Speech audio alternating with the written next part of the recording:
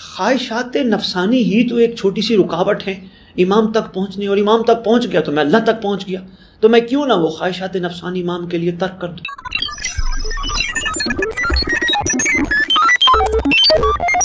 کتاب پرواز روح شاید آپ تک پہنچے، بڑی مشہور کتاب۔ یہ کہتے ہیں جس زمانے میں زمانہ طالب علم میں تھا تو میری جو سرپرستی تھی وہ ان ملا حاجی آقا جان سے ہوا کرتی تھی، تو یہ ہمیں بڑی ہمت دلایا کرتے تھے، مولا کی طرف متوجہ کیا کرتے تھے، ہمیں حرام سے بچنے کا کہا کرتے تھے، بہت اچھی اچھی خوبصورت نصیحتیں کہا کرتے تھے۔ اور اکثر اوقات کوئی حرم مطہر سے جو آتا تھا، کریم کربلا علیہ السلام کے حرم سے واپس آتا تو پہلے پوچھتے اللہ تعالیٰ سے تم نے کتنی چیزوں کا سوال کیا ہے، پھر سوال کرتے اور کب تمہاری حاجات پوری کی، بلکہ یہاں تک یہ خود بتا دیتے تھے، لکھا ہے انہوں نے کہ تو نے اللہ سے کیا مانگا اور تیری حاجت کب پوری ہوگی۔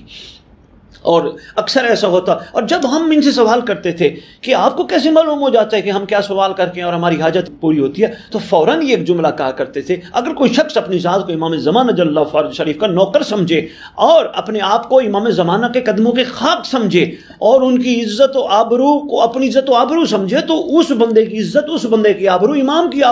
عزت بن جاتی ہے۔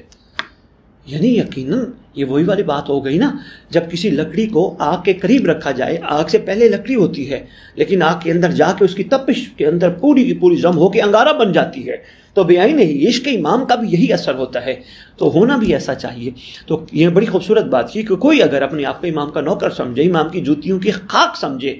اپنے آپ کو بڑا نہ سمجھے،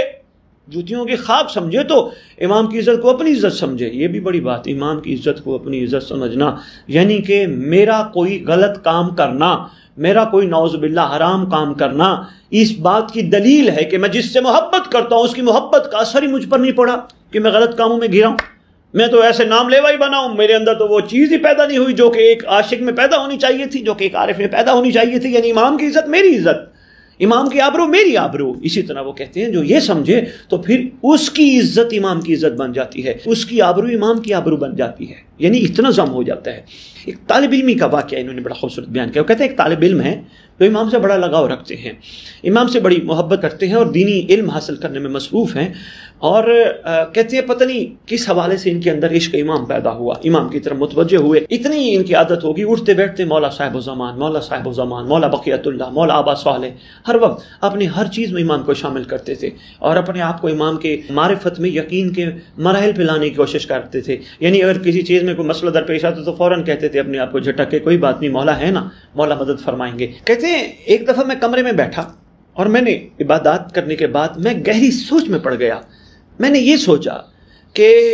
خواہشات نفسانی ہی تو ایک چھوٹی سی رکاوٹ ہے امام تک پہنچنے، اور امام تک پہنچ گیا تو میں اللہ تک پہنچ گیا، تو میں کیوں نہ وہ خواہشات نفسانی امام کے لیے ترک کر دوں۔ یہ کہتے میں نے سوچا اور میں نے کہا اس میں کوئی شک نہیں، آج فیصلہ کر لیا میں نے، خواہشات نفسانی ہی سب سے بڑی رکاوٹ ہے اور میں نے اس چیز سے دور بھاگنا ہے، اور جب میں دور بھاگوں گا انشاءاللہ مجھے امام کا قرب نصیب ہوگا۔ بس وہ کہتے میں دیوانہ ہو گیا، علم کے حصول میں اتنی دیوانگی کی کیفیت ہو گئی کہ مجھے کھانے کی بھی اتنی وہ نہیں ہوتی تھی، تھوڑا بہت جو مجھے تبرک لنگر ملتا تھا، کھانا ملتا تھا میں وہ کھا لیتا، اتنی رغبت نہیں، ہر چیز میں کہتے عشق مجھے امام سے اتنا بڑھ گیا۔ کہتے میں نے ایک دن امام کی زیارت کی نیت سے غسل کیا، پھر میں نے نماز بجا لائی، پھر میں نے سابقہ گناہوں کی معافی مانگی۔ پروردگار میرے جو گناہ ہیں کبیرہ اور صغیرہ، میں اکثر ممبر پہ کہا کرتا ہوں، شاید آپ کو یاد ہو، وہ یہی جملہ ہے، پروردگار جو میرے گناہ ہیں کبیرہ اور صغیرہ ہیں، جو وقت کے حسین تک پہنچنے میں رکاوٹ ہیں، وہ معاف فرما۔ کہتے میں یہی دعا مانگ رہا ہوں، یہی عرض کر رہا ہوں، پروردگار میرے گناہ معاف فرما، میرا رب میرے گناہ معاف فرما، میری خطائیں معاف فرما، جو میں نے جانے انجانے میں کی ہیں معاف کر دے۔ کہتے ہیں یہاں تک کہ ایک دفعہ ایک ایسا کوئی مسئلہ ہوا، کوئی چیز میں بھول گیا اور میں بڑا طویل سفر کر کے میں پہنچا فلاں جگہ پہ، اور میں یہ سوچ رہا ہوں کیا اچھا ہوتا کہ یہ چیز میرے سامنے ہوتی، تو وہ میری چیز سامنے تھی۔ کہتے ہیں یہاں تک ہوا کہ گرمی کے موسم میں نے تجربے کے طور پہ کہا میرا مولا میرے بہترین ہمدرد ہیں، دوست ہیں، مہربان ہیں، شفیق ہیں، باپ ہیں، کریم ہیں، میں عشق امام میں اتنا مبتلا تھا، میں نے کہا آج میں نے انگور کھانے ہیں۔ کہتے بھی میرا کہنا تھا، میں نے دیکھا ایک ضعیف آدمی نظر آیا، وہ ضعیف آدمی اپنے سر پہ انگوروں کی پیٹی لے کے آ گیا اور مجھے آ کے کہا کہ یہ انگور ہیں، یہ تیرے لیے ہیں۔ اب میں ان سے پوچھ نہ سکا بھئی تو کون ہے، تو کس طرح ہے، یقین کامل سے کامل ہوتا رہا، کامل سے کامل ہوتا رہا۔ کہتے یہی کرم ہوا کہ میری سرکار سے زیارت بھی ہو گئی۔ وہی میں جب نکلا اپنے مولا کی تلاش میں، عشق میرا کمال ہو گیا، کہتے ہیں میرے مولا کی زیارت ہو گئی۔ یہ صاحب و زمان کی قسم، میں کتاب سے بیٹھا ایک جملہ وہی پڑھ رہا ہوں جو کتاب میں لکھا ہے، پڑھیے گا خود، مگر یہ حقیقت کہتے ہیں بالآخر اس پوری مدت میں حضرت ولی العصر کی مجھ سے ملاقات ہو گئی۔ جب تک میں علوم دینیا میں مصروف رہا،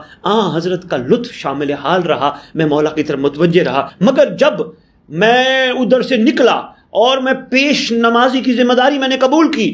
وہاں میری وہ کیفیات نہیں رہی جو پہلے والی امام کے رابطے کے ساتھ میری کیفیات تھی۔ اب میری سوچ میں فرق پڑ گیا، اب مجھے یہ خیال ہوتا تھا میں نے نماز پڑھانی ہے، مجھے یہ خیال ہوتا تھا اب میں نے لوگوں کا، وہ چیز ختم ہو گئی جو میں عشق میرا تھا۔ وہ کہتے ہیں یہی چیز کا ختم ہونا یہ دلیل تھی کہ میرے امام سے محبت کا معیار کم ہو گیا۔ تو میں یہاں یہ عرض کرنا چاہوں گا اس واقعے کے ضمن میں، جہاں جہاں تشریف فرما ہو، کوشش کرو دنیا کی کوئی چیز کوئی تم پہ حاوی نہ ہو، تمہارے عشق میں رکاوٹ نہ ہو، اور اگر ایسا ہوا تو انشاءاللہ یہ محبت کا سلسلہ جاری رہے گا اور جاری رہنا چاہیے، یہ ہمارا حق ہے، کیونکہ روئے زمین پہ ہم ان کے چاہنے والوں میں سے ہیں۔ انشاءاللہ اس ولی کی برکت سے پروردگار ہمارے حصے میں ضرور ڈالے گا، ہم سب کو یہ ضرور نصیب ہوگا، مگر مثبت سوچ کے، مثبت کر کے، مثبت چل کے، مثبت معاملات کے ساتھ، انشاءاللہ یہ ضرور۔ جب ہمارے اندر منفی پن ختم ہو جائے گا، یعنی ہم کسی چیز کو مجبوری نہیں بنائیں گے کہ یہ مجبوری ہے، یہ نہ ہوا تو ہے کیا ہوگا، نہیں بھائی کچھ نہ ہو کچھ نہیں، مولا تو ہے نا۔